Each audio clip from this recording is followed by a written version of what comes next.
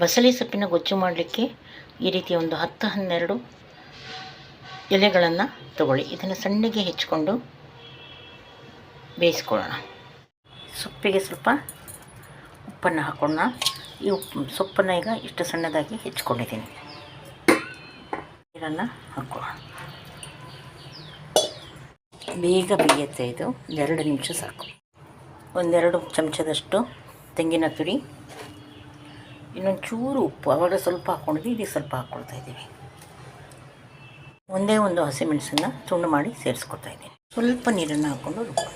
ತಣ್ಣಗಾದ ಬಸಳೆ ಸೊಪ್ಪಿಗೆ ನಾವು ಇದನ್ನು ರುಬ್ಬಿದ ಮಸಾಲೆಯನ್ನು ಹಾಕಿ ಮೊಸರನ್ನು ಸೇರಿಸ್ಕೊಳ್ಳೋಣ. ಒಂದು 2-3 ಸೌಟ್ನಷ್ಟು ಸೇರಿಸ್ಕೊತಾ ಇದ್ದೀನಿ. ಇದನ್ನು ಮಿಶ್ರಣ ಮಾಡಿಕೊಂಡು ಇದಕ್ಕೆ ಒಂದು ಒಗ್ಗರಣೆಯನ್ನು ಕೊಡೋಣ.